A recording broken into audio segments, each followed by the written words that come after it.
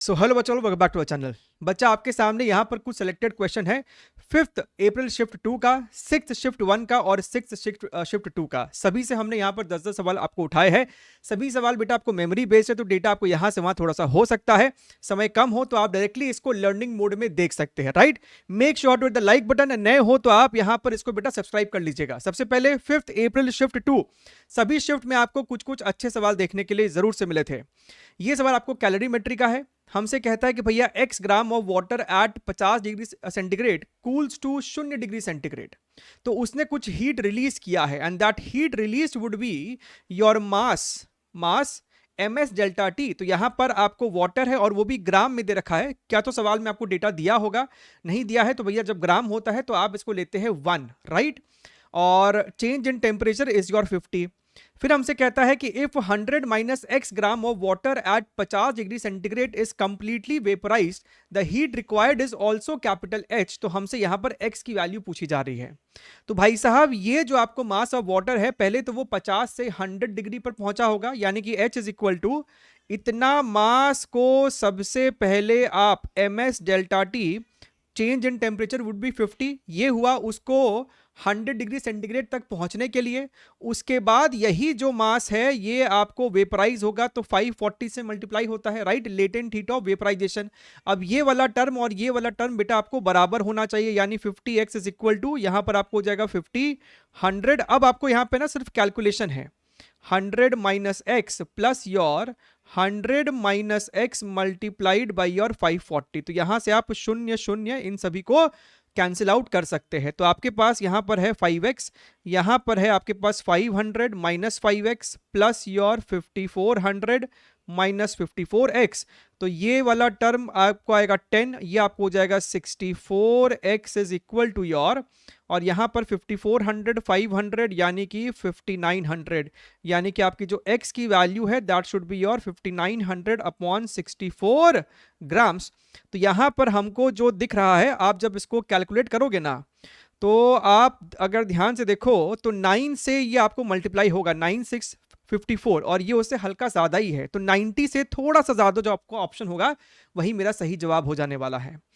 अगला प्रश्न आपके सामने यहां पर है लॉज ऑफ मोशन का। हमको कहता है कि भैया ये आपको एलिवेटर है, ये आपको इंक्लाइन प्लेन है, ब्लॉक का मास 1 kg है, और with respect to the incline plane ये ब्लॉक आपको स्लाइड नहीं कर रहा है। और अच्छी बात यह है कि पूरा सेटअप आपको कांस्टेंट वेलोसिटी से मूव कर रहा है। हमसे यहां पर पूछता है work done by the friction in 2 seconds is going to be how much.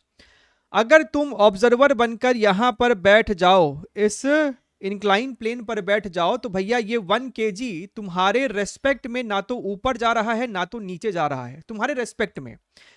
कहने का बात यह है कि इस सवाल में बेसिकली इस ब्लॉक पे तुमको कोई सूडो फोर्स लगाने की जरूरत नहीं है, क्योंकि ये जो फ्रेम है वो एक कांस्टेंट वेलोसिटी से मूव कर रहा है। Acceleration is 0 over here.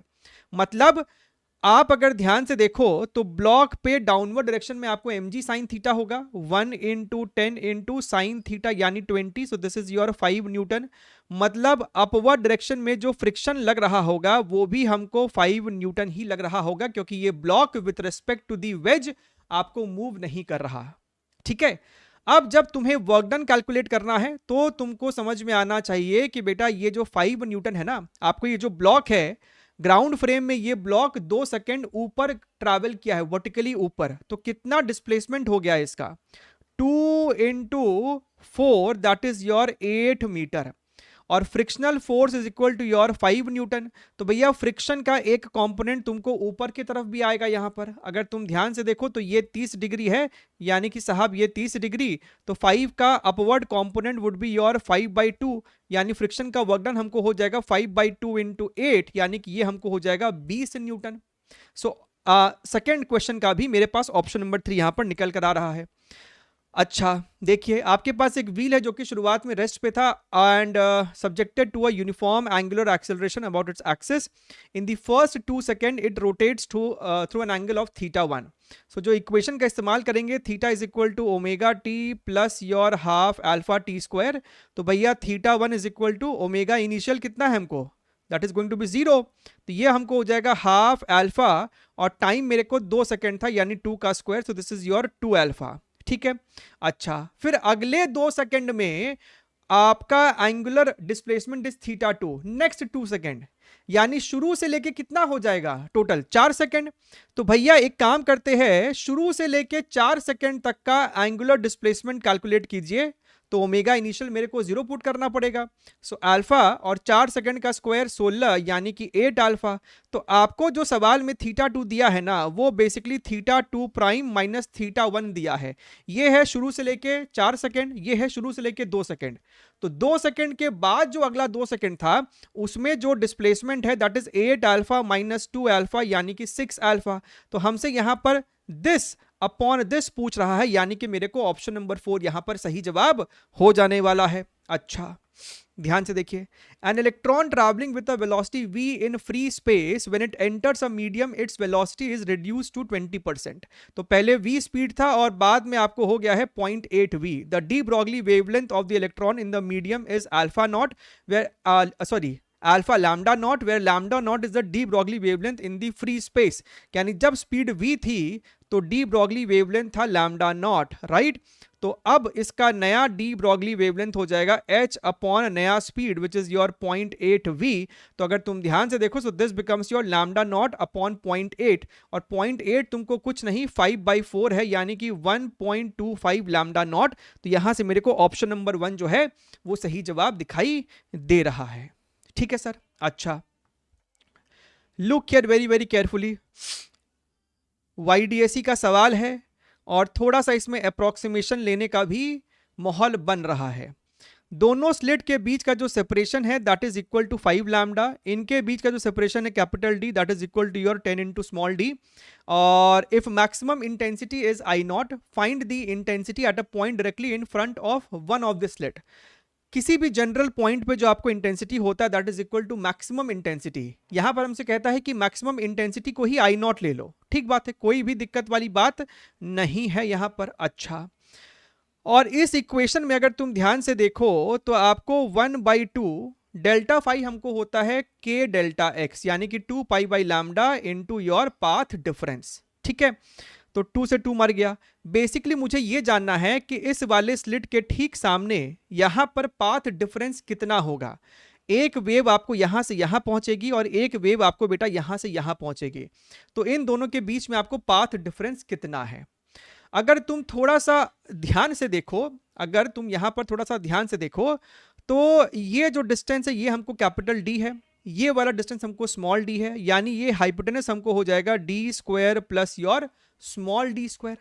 Clear एकदम। अच्छा, now look here very very carefully. तो सर यहां पर जो मेरे को पाथ डिफरेंस होगा that path difference would be this minus this, right. Capital D square और कैपिटल D क्या है 10d, यानी कि 100d square plus your d square minus capital D which is equal to your 10 into small d।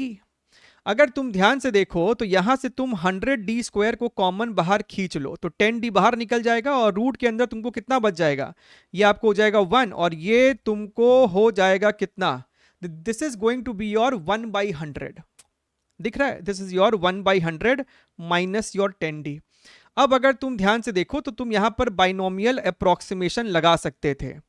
कहने का मतलब है कि आप इसके ऊपर में पावर हाफ डाल देते तो आप इसको कहते 10d 1 + 1 divided by 200 minus 10d। लगाया ना हमने यहाँ पे बाइनोमियल अप्रोक्सीमेशन।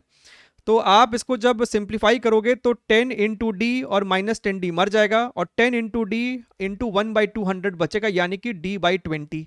तो ये मेरे को हो गया यहाँ पर कितना पाथ डिफरेंस, और d/20 में d की वैल्यू हमको दे रखी है 5 लैम्डा, यानी दिस बिकम्स योर लैम्डा/4। तो यहाँ पर डालो I naught cos square, this becomes your pi by lambda और डेल्टा x है मेरे को लैम्डा/4। So this becomes your cos 45 degree का स्क्वायर, यानी कि ये हमको हो जाएगा I0/4। अरे अरे अरे sorry I0/2 which is your option number 3। Clear एकदम। चलिए आगे बढ़ते हैं, और क्या है मेरे पास यहां पर question number 6। Look here very very carefully. If the rolling object reaches a maximum height of this much, what may be the object?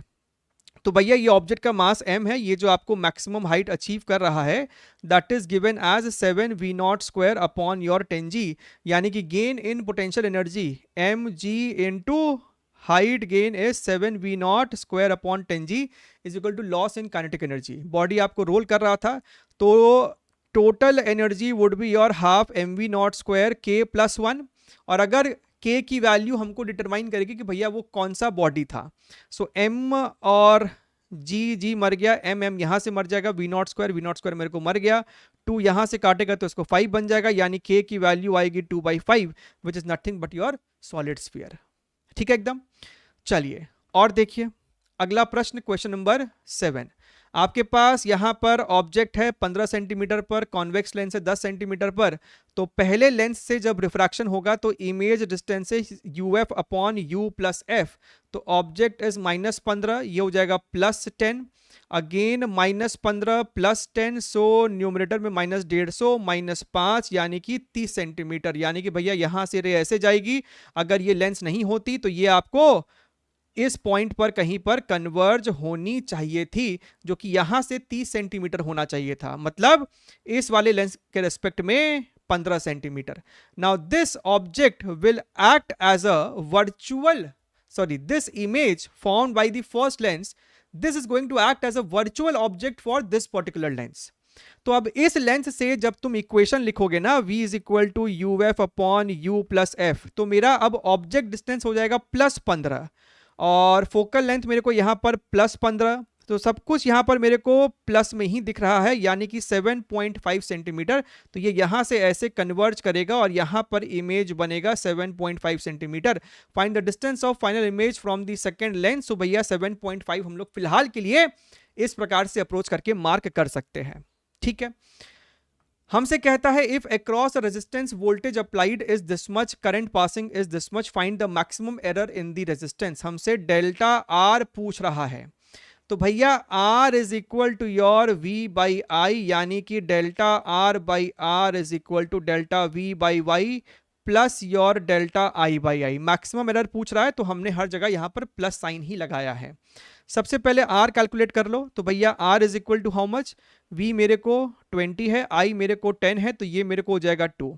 अब यहाँ पे आ जाइए, delta R by R, R की वैल्यू 2 है, डेल्टा V 0.2 है, this is 20, this is 0.1, this is your 10।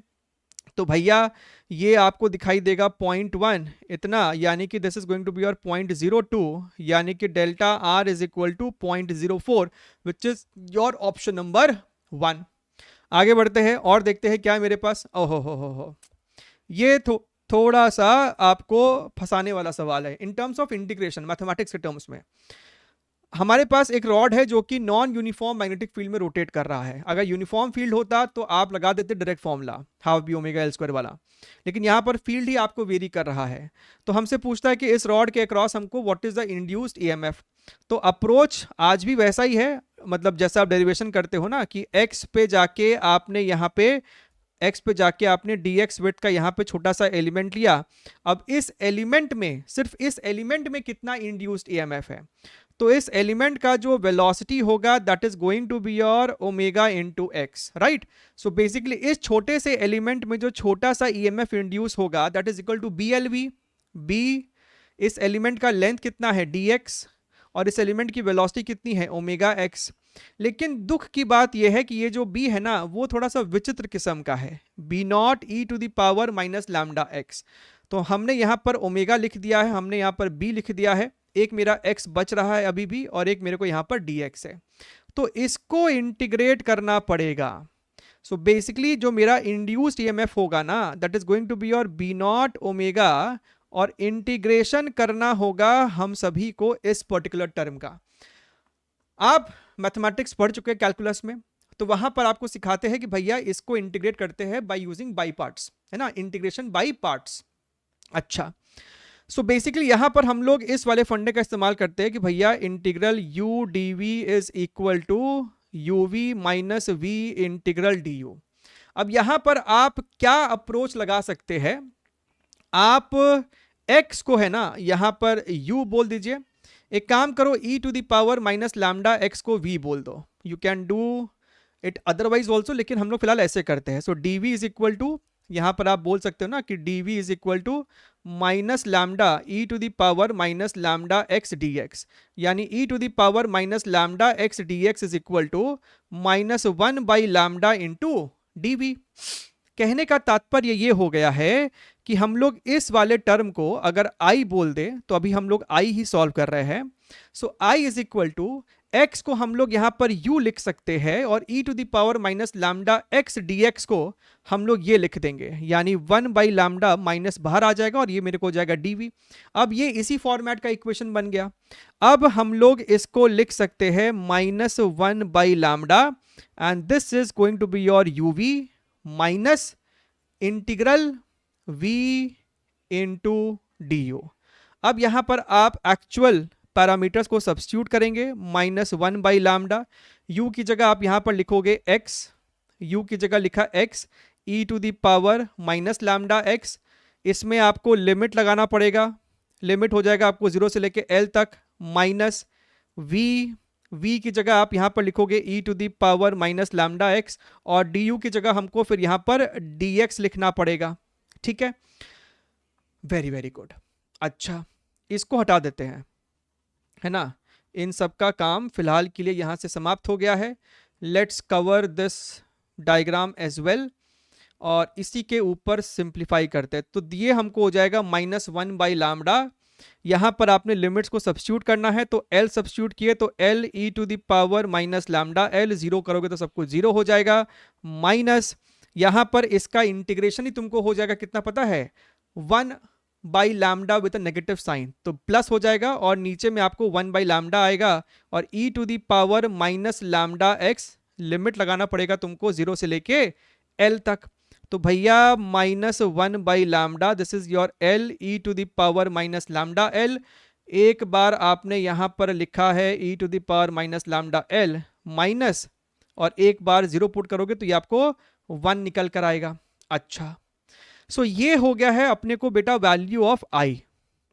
हमने integrate कर दिया है. अब इस चीज को यहां पर है ना सब्स्टिट्यूट करो.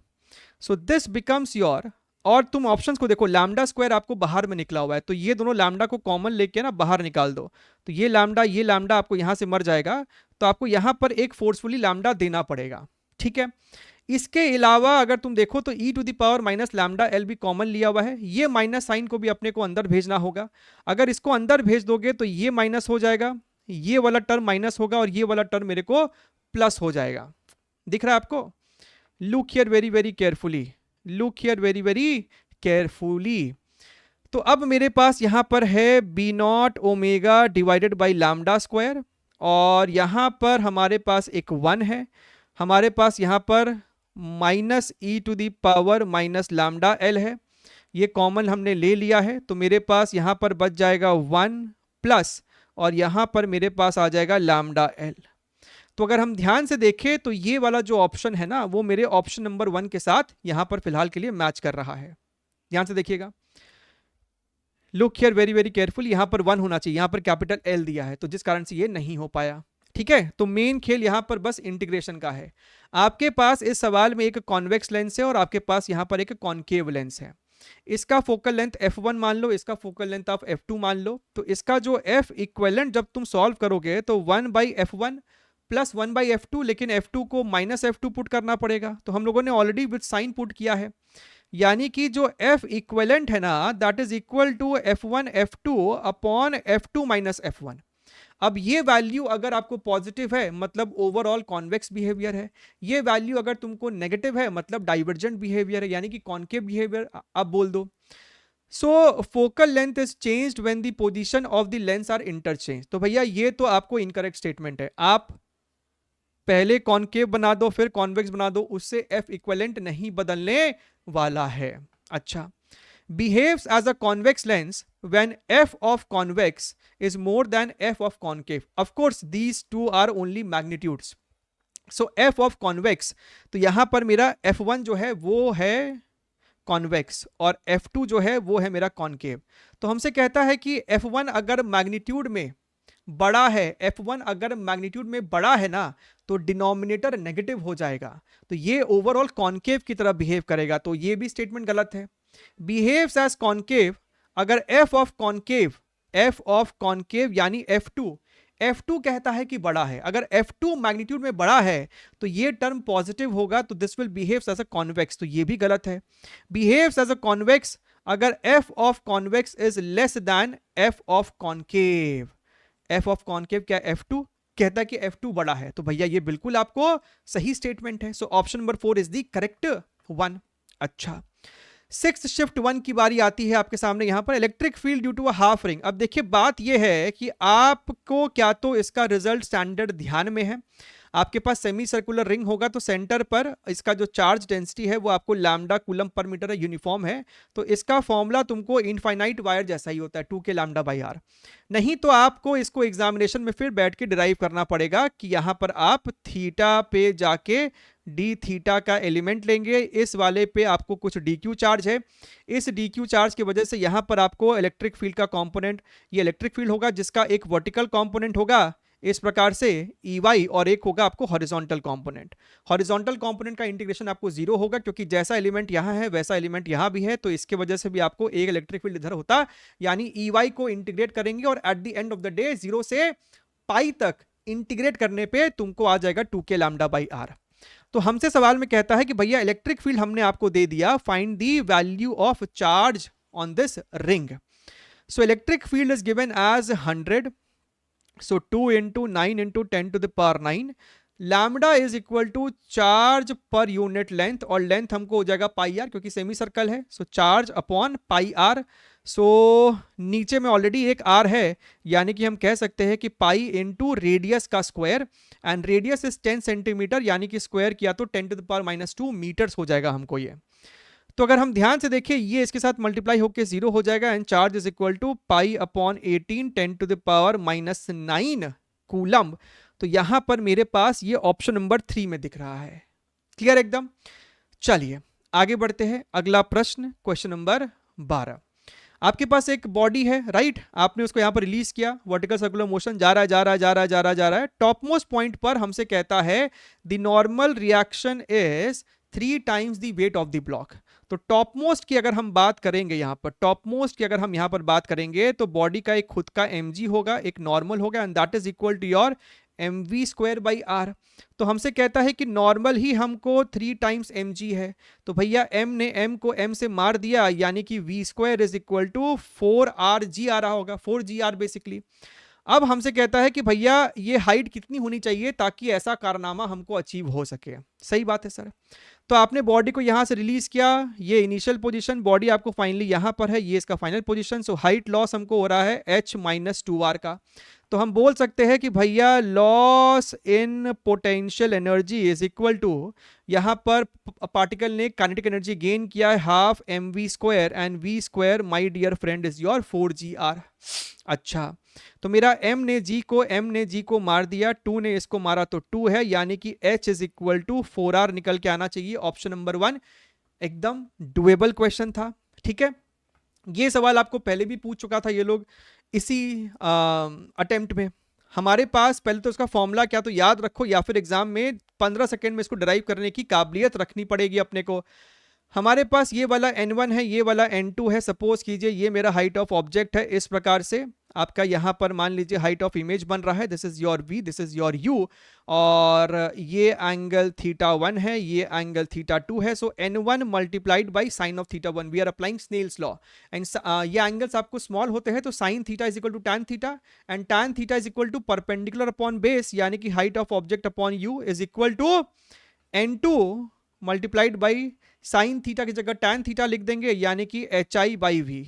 यानी कि साहब यहां से हम लिख सकते हैं कि hi by ho is equal to your v by u, this is your n1 by n2। So basically यही मेरे को हो जाएगा formula for magnification, right, v by u n1 by n2। अब यहां पर आपको कह रहा है कि भैया ऑब्जेक्ट डिस्टेंस तुम्हारे पास दे रखा है 4r, ये 1.4 है, ये 1 है। सो बेसिकली हम कह सकते हैं कि n2 की जगह हम लिखेंगे यहां पर 1.4 divided by v minus 1 divided by -4r, तो ये हो जाएगा basically plus n2 minus n1 which is equal to your 0.4 है ना, 1.4 minus 1 divided by radius of curvature, जो कि हम यहाँ पर r ही ले लेंगे, सो r। तो इसको थोड़ा सा सिंप्लीफाई करना पड़ेगा, 1.4 by v is equal to 0.4 r minus your 1/4 r, ये हमको हो जाएगा 4r, ये हमको हो जाएगा 1.6 minus 1, so this becomes your 0.6 upon your 4r. So v is equal to your 4r into 1.4 upon your 0.6. अब अगर तुम ध्यान से देखो तो magnification, right, magnification is equal to v की जगह आप लिख दोगे यहां पर 4r into 1.4 divided by your 0.6. What is u is equal to minus 4r, right, multiplied by n1 by n2, n1 by n2.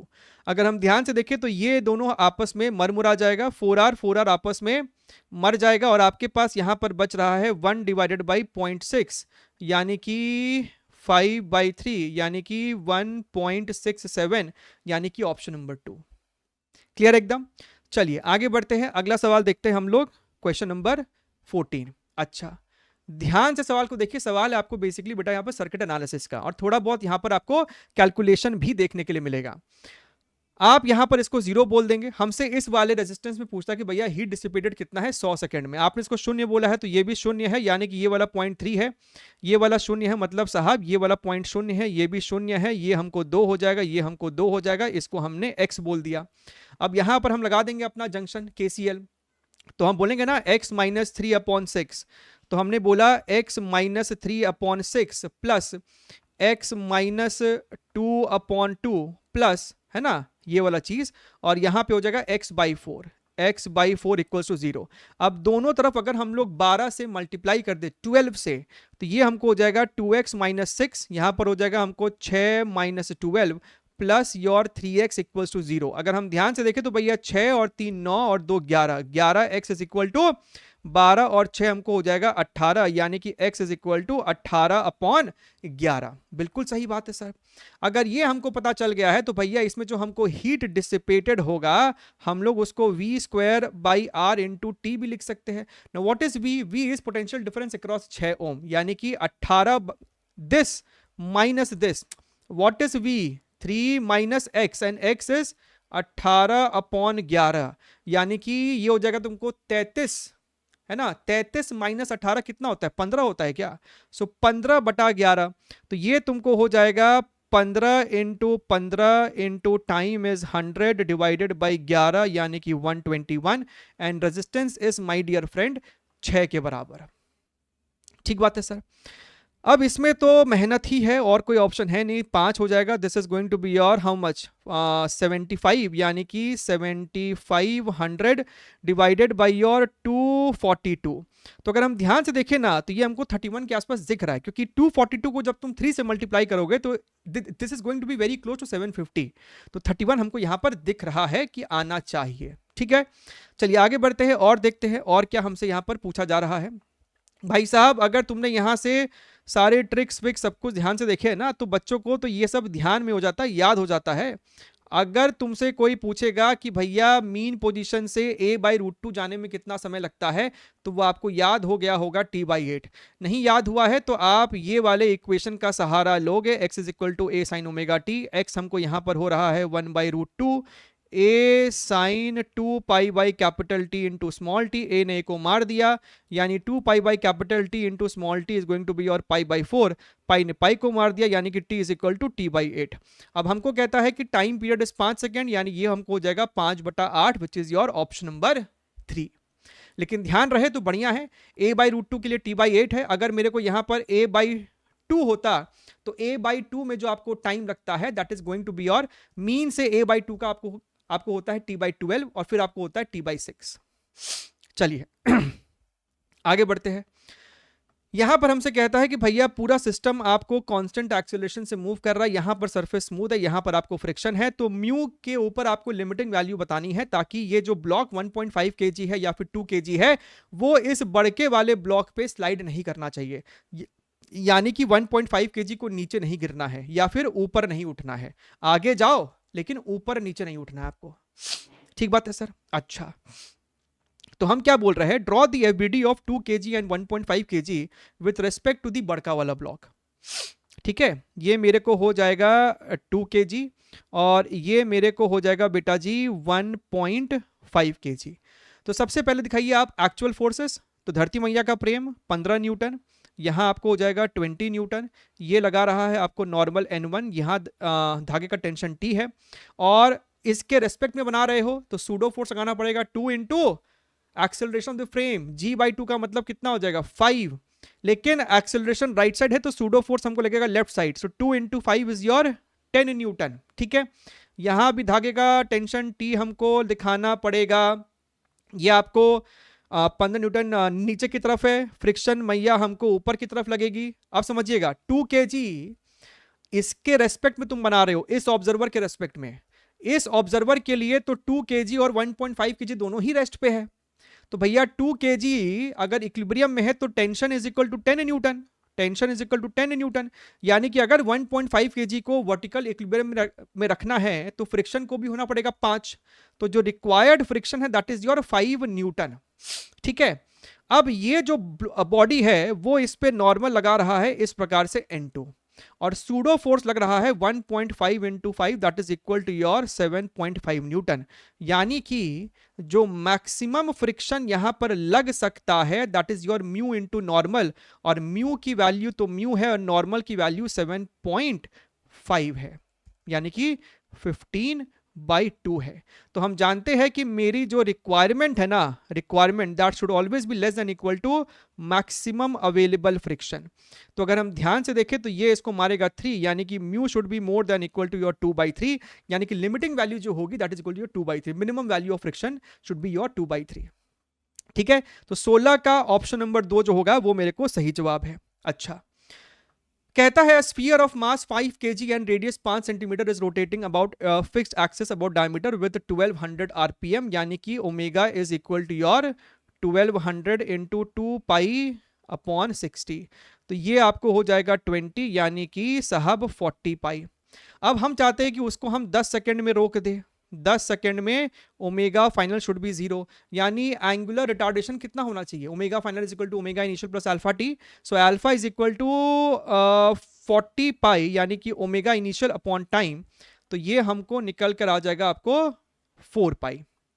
ठीक है, बॉडी का जो मोमेंट ऑफ इनर्शिया है ये आपको स्फीयर है 2/5 mr², यानी कि 2/5, mass is your 5 and radius is your 4 centimetre, तो स्क्वायर किया तो 16 इंटू 10⁻⁻4, तो यहां से हमको आ रहा है 32 इंटू 10⁻⁻4। ठीक है, तो अगर कोई हमसे पूछेगा कि भैया टॉर्क कितना है, so torque is equal to I into alpha, 32 into 10⁻⁻4 and alpha is your 4 into pi, 4 into 3.14, तो ये इंटू ये हमको हो जाएगा कितना, 4 2 8 और 4 3 12, सो 128 इंटू 3.14 10⁻⁻4, ये ओवरऑल आपको 3 डिजिट नंबर होगा। So 3 digit number divided by 10,000 is going to be 0.0 something, है ना, तो 0.0 समथिंग में ये तो आपको पॉसिबल नहीं है। अच्छा, आप इसको एग्जैक्ट मल्टीप्लाई कर सकते हो, तुमको उसी से ही स्ट्रेट फॉरवर्ड आंसर मिल जाएगा। हमसे ये भी कहता है कि कितना चक्कर लगाया वो रुकने से पहले, यानी कि हम कह सकते हैं कि omega square final omega initial square final initial minus your 2 alpha theta, minus क्योंकि आपको रिटार्डेशन था, ये आपको 0 है, यानी कि theta is equal to omega initial का स्क्वायर, यानी 40 पाई का square, so 1600 pi square divided by 2 into alpha and alpha is your 4 pi. तो अगर हम ध्यान से देखें तो भैया ये हमको हो जाएगा 8 पाई, तो पाई मर गया और 8 इसको मारेगा तो 200, सो this is your 200 pi radiance, लेकिन नंबर ऑफ रिवोल्यूशन कितना हो जाएगा, सो 200 पाई divided by 2 pi that is your 100 revolution, यानी कि ये वाला ऑप्शन पॉसिबल नहीं है और ये वाला ऑप्शन आपको पॉसिबल नहीं है। तो आपको मिला जुला के ऑप्शन नंबर 2 दिख जाएगा जब आप इसको एग्जैक्टली मल्टीप्लाई कर दोगे। क्लियर है मेरी बात? चलिए आगे बढ़ते हैं, अगला सवाल देखते हैं हम लोग यहां पर, क्वेश्चन नंबर 18। चलिए यहां पर अगर ध्यान से देखो तो आपसे कहता है कि भैया तुम्हारे पास एक कॉइल है और उसके सेंटर पर एक बहुत छोटा सा, कितना छोटा सा है, बहुत ज्यादा ही छोटा सा एक ठो क्यूब है। ठीक है, तो इस करंट कैरिंग कॉइल की वजह से सेंटर पे जो तुमको फील्ड होगा that is equal to your mu naught I divided by 2r। अब इस फील्ड के कारण इसके अंदर एक एनर्जी स्टोर्ड होगा। Energy density due to magnetic field is given by your B square upon your 2 mu naught. Now this is energy density, यानी कि एनर्जी पर यूनिट वॉल्यूम, और इस क्यूब का वॉल्यूम तुमको हो जाएगा ए क्यूब, यानी कि मेरा जो आंसर होगा ना that is going to be your a cube b square upon your 2 mu naught. तो a cube is equal to a cube only 2 mu naught. ना b is equal to this much, यानी कि भाई साहब mu naught square current का square 4 into radius का square. अगर हम ध्यान से देखें तो ये इसको मार देगा। अब ए का क्यूब, साइड क्यूब कहाँ गया, साइड 1 मिलीमीटर है, तो ये आपको हो जाएगा 10 to the power -9, 4 pi into 10 to the power -7। Current is equal to your 2 ampere, तो ये आपको हो जाएगा 4। नीचे में मेरे पास कितना है, 2 इंटू 4 कितना हो जाएगा 8 इंटू रेडियस, तो ये आपको हो जाएगा 10 टू द पावर -2। तो 4 चक्के 16 और 8, यानी ऊपर हो जाएगा 2, और ये वाला टर्म आपको ऊपर जाएगा, तो ऊपर में आपको कितना है 16, यानी 10 टू द पावर -14। सो 2.4 का मतलब है 2 इंटू पाई का 6.28, 10 टू द पावर -14, यानी कि ऑप्शन नंबर 2 हमको सही जवाब आना चाहिए। क्लियर एकदम। चलिए आगे बढ़ते हैं और देखते हैं। हमको अगला सवाल है क्वेश्चन नंबर 19। हमसे कहता है कि आपके पास यहाँ पर एक आइसोसेलेस ट्राइंगल है 10 सेंटीमीटर 10 सेंटीमीटर, ये 120 डिग्री है, यानी ये एंगल आपको 30 डिग्रीज होगा। इसका जो मीडियन है राइट, उसका मिड पॉइंट है आपको point P. 15 KG 2 KG 3 KG vertices पे रखा हुआ है, तो इस पूरे का कोई सेंटर ऑफ मास होगा। मान लीजिए ये है आपको सेंटर ऑफ मास, तो सेंटर ऑफ मास और पॉइंट पी के बीच का दूरी कितना है वो हमसे प्रश्न में पूछा जा रहा है। तो कैलकुलेटिव है बेसिकली, और कुछ नहीं है। आओ देखते हैं कि विदाउट कैलकुलेशन मिस्टेक किए क्या हम लोग इसको एग्जाम सेंटर में निपटा सकते हैं कि नहीं। पहले तो तुमको थोड़ा सा कोऑर्डिनेट सिस्टम अपना एक डिफाइन करना पड़ेगा। सपोज करो कि हम ऐसे अपना सिस्टम को डिफाइन कर देते हैं, तभी ना लिख पाएंगे m1 x1 m2 x2 and so on. ये मेरा y एक्सिस, ये मेरा x एक्सिस, तो ये मीडियन का जो बॉटम मोस्ट पॉइंट है ना, उसी को हमने ओरिजिन पकड़ लिया है। ठीक है, तो ये जो मेरे को 15 kg है, इसका कोऑर्डिनेट कितना हो जाएगा समझिएगा। ये आपको 10 सेंटीमीटर है, ये आपको 30 डिग्रीज है, यानी कि ये जो डिस्टेंस है ये हो जाएगा 10 cos 30 degree which is your 5√3, और ये जो हमको हाइट हो जाएगा 10 sin 30 डिग्री, यानी कि 5 सेंटीमीटर।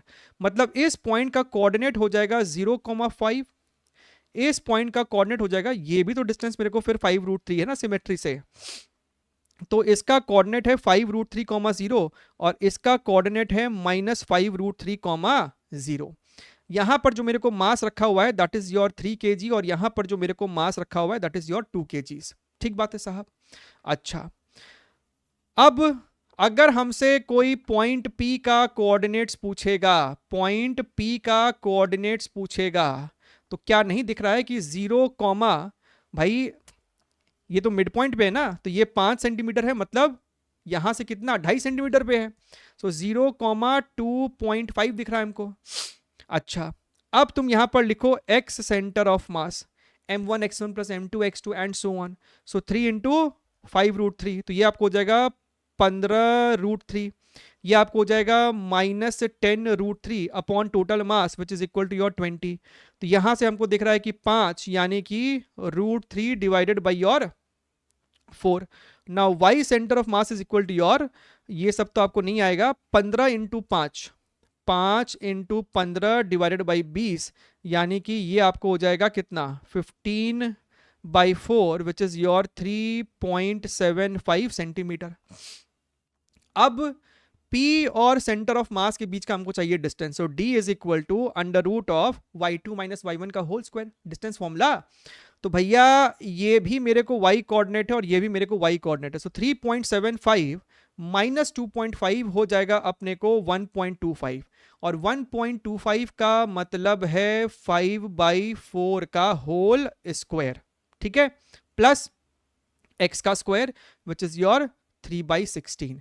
तो यहां पर आपको 16 है, ऊपर में आपको 25 है, 25 प्लस 3 आपको हो जाएगा कितना 28। सो 28 अपॉन 16, तो ये हो जाएगा 14, या फिर 4 7 जा 4 4 जा। So basically √7/4। अब √7 जो है ना, तुमको 26 का स्क्वायर होता है 676 और 27 का स्क्वायर होता है 729। तो 2.6 से थोड़ा सा ज़्यादा होगा, 2.62 या 2.63 के आसपास होगा। और नीचे 4 का अंडर रूट आपको 2 हो जाएगा, यानी कि 1.31 1.32 के आसपास कोई आपको जवाब देखने के लिए मिल जाएगा। ठीक है एकदम। चलिए आगे बढ़ते हैं, अगला सवाल देखते हैं हम लोग यहाँ पर। क्वेश्चन नंबर 20 हमसे कहता है find the ratio of momentum of photons of first and second line of बामर series of hydrogen atom. तो भैया बामर सीरीज का आपको मतलब है 1 2 3 4। बामर का मतलब है फर्स्ट लाइन का मतलब है 3 से 2 पे गिरना और सेकंड का मतलब है 4 से 2 पे गिरना। इसको लैम्डा 1 बोल दो, इसको लैम्डा 2 बोल दो। Momentum is equal to your h by lambda. So basically आप लोग जो ये लिखते हो ना, हमको निकालना है momentum. Momentum is proportional to 1 by lambda and my dear friend 1 by lambda is proportional to what था ना formula, R Z square bracket 1 minus 1 by n one square minus 1 by n2 square. तो यही तो होगा। 1/3 से 2 पे कूदना है, यानी 2 का स्क्वायर माइनस 1/9। ठीक है, और डिवाइडेड बाई P2। तो P2 would be proportional to how much, 4 से 2 पे कूदना है ना, तो भैया 1/4 माइनस 1/16। तो यही हो जाएगा घुमा फिरा के 5/36 डिवाइडेड बाई, ये आपको हो जाएगा कितना, 16 एलसीएम लिया है ना, तो 4 3/16। तो ये हमको हो जाएगा 4 9 और 4, यानी कि 20/27। That is your option number 4। खत्म, easy PG 11 Quizzy type question है। 6th शिफ्ट 2 में भी हमने यहाँ पर कुल 10 सवाल ढूंढ कर निकाले हैं। सबसे पहला सवाल में हमसे कहता है कि आपके पास एक गैल्वेनोमीटर है जिसका रेजिस्टेंस हमको पता नहीं, इसको हमने R बोल दिया है। इसके पैरेलल में आपने एक शंट लगाया है, that is equal to your 2 ohm. और ये आमीटर का रीडिंग जो ले सकता है maximum 500 milli ampere which is your 0.5 ampere. तो इसमें से आपको इधर तो चला जाएगा IG और बाकी बचा आपको जाएगा 0.5 माइनस IG। तो हम लोग यहाँ पर लिख सकते हैं IG into R is equal to 0.5 minus IG into 2, यानी कि 1 माइनस 2IG। अच्छा, एक इक्वेशन तो ये है।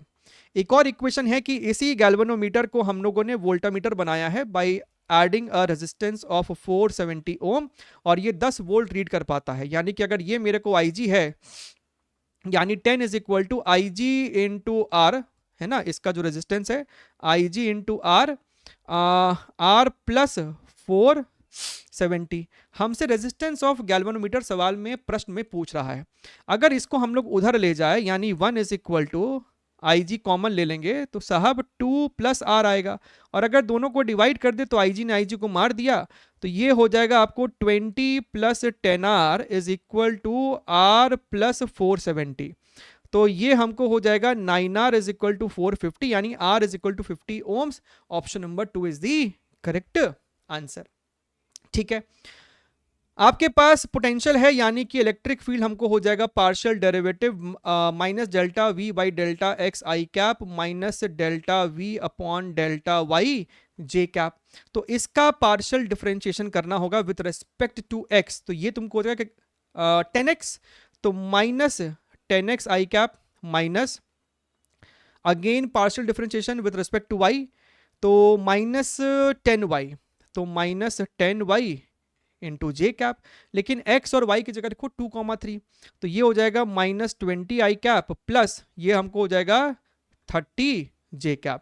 सो माइनस 20 आई कैप प्लस 30 जे कैप, यानी कि 22 का हमको ऑप्शन नंबर 1 यहां पर सही जवाब दिख रहा है। अच्छा, और देखिए ये कुछ ज्यादा आगे आगे क्या हम लोग, नहीं ठीक है, ये हो गया। हाँ, 23 नंबर सवाल। तो डी ब्रॉगली वेवलेंथ है कि भैया de Broglie wavelength is equal to h by mv। आपने उसको एक्सेलरेट कराया है थ्रू अ पोटेंशियल डिफरेंस। तो भैया 2mk और k की जगह लिखेंगे charge into potential difference. So lambda is inversely proportional to under root of potential difference. अच्छा, तो हम यहां पर कह सकते हैं कि भैया lambda 2 by lambda 1 is equal to under root of v1 by v2 and lambda 2 by lambda 1 is nothing but your 3/2। तो यहां से अपने को v/2 जो है घुमा फिरा के फिर 9/4 ऑप्शन नंबर 1 दिखाई दे रहा है। ठीक है, चलिए यहां पर कहता है कि भैया आपके पास ऐसा सेटअप है, ये R है, तो इस R के थ्रू करंट जो है वो आपको 1 एम्पियर है। इस पूरे का E इक्विवेलेंट कितना हो जाएगा, दोनों पोलैरिटी का ओरिएंटेशन सेम है। सो 2/1 लिखो, 2/1 plus 1/2 divided by 1/R1 plus 1/R2। तो ये हमको हो रहा है 5/2, ये हमको हो रहा है 3/2, तो दिस इज योर 5/3। और R इक्विवेलेंट हो जाएगा, यानी इन दोनों का R इक्विवेलेंट 1 और 2 का पैरेलल में हो जाता है 2/3। यानी कि जो करंट हो रहा है that is equal to your E equivalent 5/3 upon 2/3 plus your resistance. लेकिन करंट की वैल्यू हमको 1 एम्पियर है, तो अगर हम ध्यान से देखें तो 5/3 is equal to 2/3 plus your R, यानी R is equal to your 1 ohm. तो हमको ये पता चल गया कि इसकी वैल्यू 1 ओम है। अब हमसे कहता है कि तुमने दो में से किसी एक का पोलैरिटी को इन्वर्स कर दिया है, यानी तुमने इसको कर दिया बड़ा डंडा। अब हमसे पूछता है कि दोबारा से बताइए इसमें आपको कितना करंट है। अब क्या होगा कि तुम्हारा इस सेटअप का जो R इक्विवेलेंट है वो तो सेम रहेगा 2/3, लेकिन जो E इक्विवेलेंट है ना, यहां पर तुमको देना पड़ेगा माइनस साइन। अगर हमने इसको बोला है प्लस E1 तो अब ये हो जाएगा minus E2। So basically 2 minus 1/2, denominator same रहेगा 3/2, तो ये बेसिकली आपको हो जाएगा 4 माइनस 1 3/2, तो ये आपको आ गया basically 1 volt itself. So current is equal to 1 divided by 2/3 plus 1 that is equal to your 5/3, तो ये हमको आ जाएगा 3/5 एम्पियर, यानी अल्फा की वैल्यू आपको आ जाएगी बेटा जी 3 यहां पर। ठीक है, और देखिए प्रश्न नंबर हमको 25 दिख रहा है। तुम्हारे पास अगर कोई बॉडी है इस प्रकार से, बात को समझिएगा, और वो आपको फ्रिक्शन सफिशिएंट है कि आप इस पे जब टेंजेंशियल फोर्स लगाओगे तो ये बॉडी आपको प्योर रोल ही करेगा, मतलब ट्रांसलेट भी करेगा लेकिन रोल करेगा, प्योर रोलिंग। तो इसका मतलब यहाँ पे आपको फ्रिक्शन लगेगा। मान लीजिए फ्रिक्शन आपको F लग रहा है, सेंटर ऑफ मास का एक्सेलरेशन A ले लो, एंगुलर एक्सेलरेशन अल्फा ले लो, तो आप बोलोगे कि भैया F plus capital F is equal to M into A, और एक आप लिखोगे टॉर्क का इक्वेशन। अल्फा हमको क्लॉकवाइज है, यानी कैपिटल F का टॉर्क डोमिनेट करेगा, स्मॉल f का टॉर्क डोमिनेट नहीं कर पाएगा, तो आप लिखोगे F इंटू आर। ये डिस्टेंस अगर मेरे को R है तो F का टॉर्क इज FR। हम लोग सेंटर के अबाउट कर रहे हैं, हम लोग इंस्टेंटेनियस एक्सिस के अबाउट नहीं कर रहे हैं, ठीक है। F into R minus F into R is equal to I into alpha. So I into alpha को लिखेंगे हम लोग A बाई आर।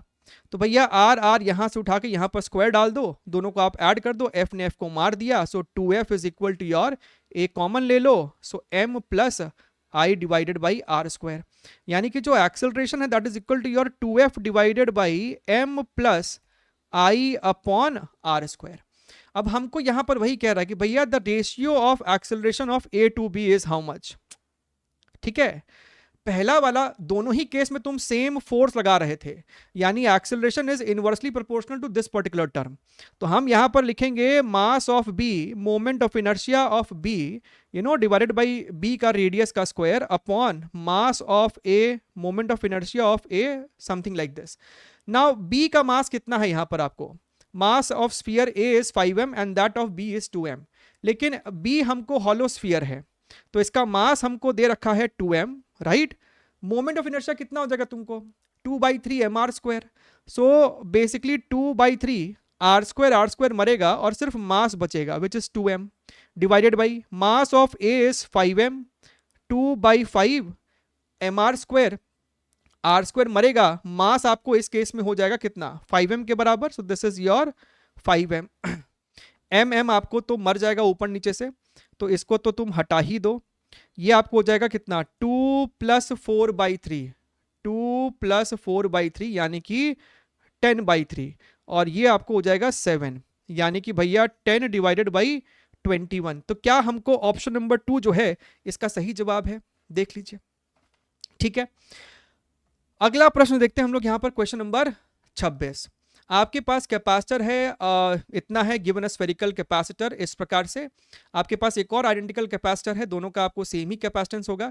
इसके पास शुरुआत में कुछ वोल्टेज था, इसमें आपको कुछ भी नहीं है, दोनों का आपने एक तार से जोड़ा होगा या फिर आपने टच करा दिया होगा, दोनों का potential at the end of the day same हो जाएगा ड्यू टू चार्ज शेयरिंग। इस बीच में आपको एनर्जी का लॉस होगा, शुरुआत में कुछ टोटल एनर्जी होगा, बाद में कुछ होगा, दोनों का हमसे डिफरेंस पूछ रहा है, चेंज इन टोटल एनर्जी। ये एग्जैक्ट वही सवाल हो गया जब आपके पास इस प्रकार से होता था कि आपने स्विच को क्लोज किया, बताइए what is the change in energy या फिर what is the heat loss, energy loss कितना है। क्या तो आप इसको बेसिक स्टेप्स से सॉल्व करो, CV naught is equal to CV plus CV, find the value of V। उसके बाद तुम शुरुआत का टोटल एनर्जी बाद का टोटल लिखो, दोनों का सब्ट्रैक्शन करो, या फिर आप डायरेक्टली यहां पर लिख दो equation half C1 C2 plus C1 plus C2 V1 minus V2 का होल स्क्वायर। कितनों को ये इक्वेशन ध्यान में है नीचे कमेंट करके बताइएगा। सो हाफ दोनों बार C आपको सेम ही है, तो जब सेम होगा तो 100/2 हो जाएगा। सो 100/2 का मतलब है 50 pico farad 10 to the power -2 into V1 minus V2। शुरुआत में ये V2 0 था और ये V1 की वैल्यू हमको कितनी रखी 100, तो 100 का स्क्वायर किया तो 10 to the power 4। So 25 into 10 to the power -8, यहां पर -7 है ना, तो ये आपको हो जाएगा 2.5 into 10 to the power -7, option number 1। Clear एकदम। चलिए आगे बढ़ते हैं, अगला सवाल देखते हैं हम लोग यहां पर, क्वेश्चन नंबर 27। ये जो है आपको इंसुलेटिंग है, ये जो आपको पिस्टन है वो भी आपको एडियाबैटिक पिस्टन है, यहां पर आप देख सकते हैं। समहाउ आपने इस वाले साइड को हीट अप किया, जिस कारण से इधर का प्रेशर आपको P0 से इंक्रीज हो गया है 27 P0/8। तो भैया ये वाला जो आपको पिस्टन है वो आपको मूव करेगा, वो तब तक मूव करेगा जब तक इधर और इधर का प्रेशर बराबर नहीं हो जाता। यानी ये वाला जो गैस जिसका शुरुआत में प्रेशर P0 वॉल्यूम V0 था, बाद में इसका भी प्रेशर 27 P0/8 हो जाएगा। तो हमसे इस वाले साइड का फाइनल वॉल्यूम पूछ रहा है। भैया इस वाले साइड को कोई हीट नहीं मिल पाया, यानी ये वाला आपको एडियाबैटिक प्रोसेस था। So PV gamma is equal to constant. तो शुरुआत में है P0 V0 gamma, gamma is 1.5, बाद में है 27 P0 दिस और V फाइनल 1.5। ये आपको मर गया। 1.5 का मतलब होता है 3/2। तुम भूल गए हो कि ये आपको बेसिकली 3/2 है, तो दोनों तरफ क्यूब रूट कर दो। So V0 to the power half is equal to cube root किया तो 3/2 VF to the power half, यानी साहब VF is equal to 4/5 into your V0, जो कि मेरे पास यहां पर ऑप्शन नंबर 3 में है। क्लियर एकदम। चलिए आगे बढ़ते हैं, 27 का 3 नंबर मेरा जवाब हो जाएगा। ठीक है, 28 number question, in YDAC intensity of both coherent sources are I0। आपके पास ऐसा है, ये भी अपने को I0 है, ये भी अपने को I0 है। Slit separation is 5 centimetre, screen is placed at distance of 50 centimetre from the slit, wavelength of light is 6000 angstrom. If intensity for a point on screen is I0 then find the path difference at that particular point P। तो आपको intensity जो होगा that is equal to your I max। ठीक है, अब यहां पर आपको I max कितना होगा, I0 के केस में आपको I max हो जाता है 4I0। सो cos स्क्वायर डेल्टा 5/2, और ये वैल्यू हमको कहता है कि I0 है, ये आपको मर गया। 4 नीचे आएगा तो 1/4, अंडर रूट किया तो 1/2, 1/2 is equal to your cos delta 5/2, यानी कि delta 5/2 is equal to your pi/3। Now my dear friend, delta phi is equal to your 2 pi by lambda into your delta x। ये आपको हो जाएगा pi/3। ठीक है, तो ये 2 मर गया, ये आपको पाई मर गया, यानी path difference is λ/3। Lambda is your 6000/3, यानी कि 2000, which is your option number 2। Clear एकदम। चलिए बात करते हैं हम लोग यहाँ पर सेकंड लास्ट क्वेश्चन की। यहाँ पर 2 particles of same masses move with initial velocity this much and this much and acceleration this much end of second is 0। Find path of centre of मास। तो भैया सेंटर ऑफ मास का velocity कितना हो जाएगा, m1 v1 m into 4i cap m into 4j cap upon total मास। तो यहां से हमको दिख रहा है 2i cap plus 2j cap. What is centre of मास का एक्सेलरेशन, सो m इंटू a1, सो 6i cap plus 6j cap into m, और दूसरे का 0 है था तो ये 0 divided by m1 plus m2। तो यहां से हमको दिखाई दे रहा है कि 3i cap plus 3j cap. खुशी की बात यह है कि भैया सेंटर ऑफ मास का जो वेलोसिटी का डायरेक्शन है राइट अगर हम ऐसे देखें सो 2i cap plus 2j cap का जो डायरेक्शन होगा वो आपको इस डायरेक्शन में होगा, यानी x के साथ 45 डिग्री, और इसका भी जो डायरेक्शन है वो भी हमको 45 डिग्री पे ही है, यानी कि भैया दोनों सेम डायरेक्शन में है, तो पाथ आपको स्ट्रेट लाइन होने वाला है। क्लियर एकदम। चलिए आखिरी सवाल, क्वेश्चन नंबर 38। अच्छा, look here very very carefully. A cylinder container has a radius of 40 centimeter and volume 528 dm cube. It is placed on a table of same height as of the container. A hole is made 70 centimeter below from the free surface. Find the range of efflux on ground if container is filled completely. अभी जो सवाल दिया हुआ है जो अभी सामने है, हो सकता है कि डेटा एग्जाम में कुछ अलग हो, इसको देखते हुए इसका और इसका तो यूज फिलहाल के लिए नहीं दिख पा रहा है। ठीक है, तो बेसिकली हमको यहां पर चाहिए होगा velocity of efflux, and that is equal to your under root of 2 into gravity into ये जो हाइट है 70 सेंटीमीटर विच इज योर 0.7, तो ये हमको हो जाएगा 7 और इंटू 2 14। अब अगर हमको रेंज चाहिए, so range is equal to horizontal speed यानी कि root 14 multiplied by time of flight which is your 2h/g, so gravity 10 है, एंड हाइट जो वो नीचे गिर रहा है यहां से यहां हो जाएगा 35 और ये हमको है 105 यानी कि 140, सो हम इसको लिखेंगे 1.4। ठीक है, तो मैंने बोला एक काम करो डेसिमल को हटाओ तो ये शून्य आ जाएगा, तो रूट 14 और रूट 14 हो जाएगा 14, 100 का रूट 10 और ये हो जाएगा 2, ये है मीटर्स में, तो इसको 100 से मल्टीप्लाई किया तो ये हो जाएगा 140 root centimetre which is option number 2। ठीक है, this is going to help you, ध्यान रखिए, take care, wish you all the very best and bye bye.